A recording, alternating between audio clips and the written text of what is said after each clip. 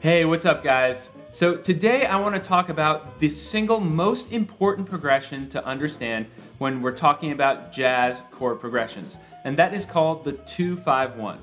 Once you understand how a 2-5-1 works and what it is, you are going to be able to play pretty much any jazz standard. So last time we talked about the 5 most important and fundamental jazz chords, so if you haven't seen that video, be sure to check that out. But today we're going to talk about how we can actually apply those to the most common progression in jazz, the 2-5-1. We're going to go over exactly what a 2-5-1 is, why it's so important, and why it's so common.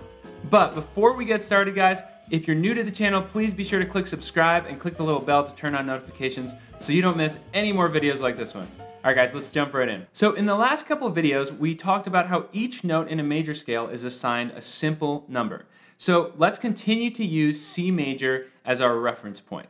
So if we're looking at the C major scale, we go 1, 2, 3, 4, 5, 6, and 7.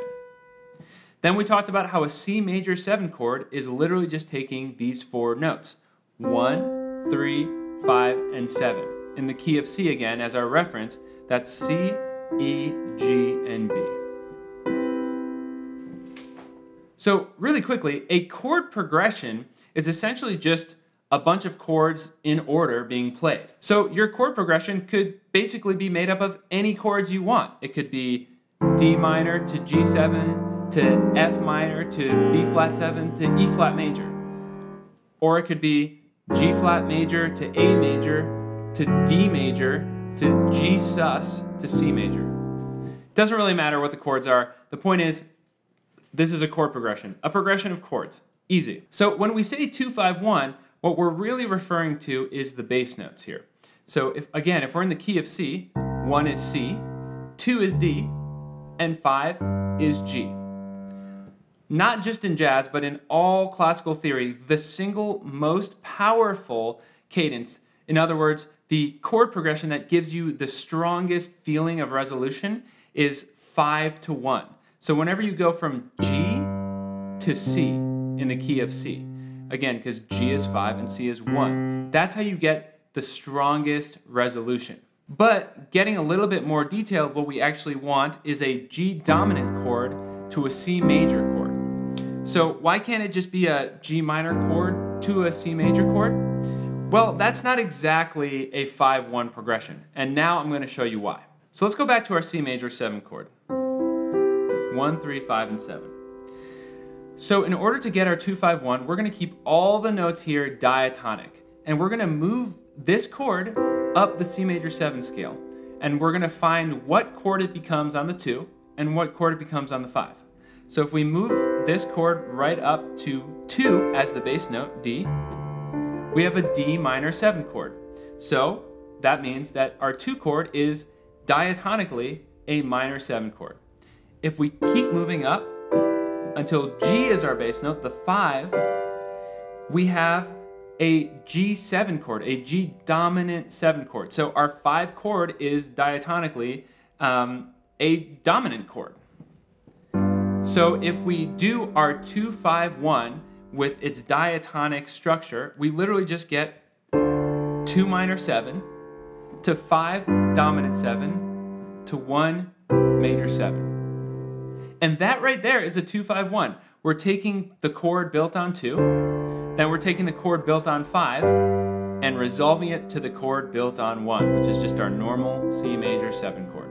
On top of that, if you actually think about this, I don't want to throw you guys off too much, but this is interesting as well. We talked about how the 5 chord is the most powerful resolution to 1. Well, if you think about it purely in terms of the bass notes, D is also the 5 of G. So D leads to G, and then G is the 5 of C. So on top of that, we get a little 5-5-1 bass note resolution structure there. So then why is the 2-5-1 the most common progression in jazz? Well, because it gives us a really ear-pleasing common resolution structure. It just resolves so well. No matter what key. And so we see that all over jazz standards. So when people tell you to practice your 2-5-1s, what they likely mean is learn the chords to a 2-5-1 in every key. So I'm going to show you some really basic 2-5-1 voicings you can use here. These first ones are going to be a two-hand open voicing. So when we take a normal D minor 7, we do 1, flat 3, 5, flat 7, right? To make this chord an open voicing, what we're going to do is we're going to take the 3 and the 5 out of the left hand, just do 1, flat 7 in the left hand, and then in the right hand we're going to do flat 3 and 5, okay? So in jazz, we want to do voice leading. We don't want to play chord to chord, jumping huge spaces, okay? We want the notes within the chord to lead to the next chord. So we want to actually change as few notes and move our hands as little as possible to get to the next chord. It's much more physically comfortable and leads to good voice leading with inner melodies, okay? So I'm going to change just one note here to turn this into a G dominant chord. And last time I said the 3 and the 7 of each chord are the most important notes. Well, we already have a flat 7 in G here, but we're missing the 3. So what note can we change in this chord to get to the 3? The answer is we can move this C just down a half step, and now in the key of G we have 5, 3, flat 7, and 9. So we have a G9 chord, a G dominant 9 chord, okay? And then we land on our C major 7. Okay, so that's our basic 2-5-1 open voicing structure. Really quickly, guys, if you want to be able to practice this stuff with sheet music in all keys, I have most of what I've been talking about here today written out in all keys. It's on my website in a new package that I just put together that's all about mastering the basics of jazz harmony and jazz theory.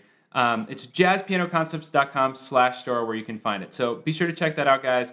And of course, every single sale goes straight to helping me continue to produce free lessons like this for you guys. So I also really appreciate you guys investing in my products and my materials. And I also really think that they're super helpful. So thanks again, guys. All right, guys, now I'm going to show you some 2-5-1 voicings for just your left hand. So if you're improvising in your right hand or messing with a scale or whatnot, you can use these in your left hand. So we're going to do, in our left hand, real basic, 1, flat 3, 5, and flat 7. And we're just going to move the flat 7 down a note, and it becomes the 3 of G. So that's our G7 chord, and then a normal C major 7. Awesome, guys. So if you practice these in all keys, then anytime you see a 2-5-1 progression on any song in any key, you will actually be able to use these exact chords, depending on the key, to play that 2-5-1 progression. All right, guys, thank you so much for watching. I really hope that this stuff is helpful and clear, but if it's not for any reason, please feel free to leave a comment below and I will do my best to answer in a different way to help clarify any questions you might have. If you enjoyed the lesson, please be sure to give it a thumbs up, and if you're new to the channel and haven't subscribed, please be sure to click subscribe and click the little bell to turn on notifications so you don't miss any more videos just like this one. All right, guys, thanks so much, and I will see you next time.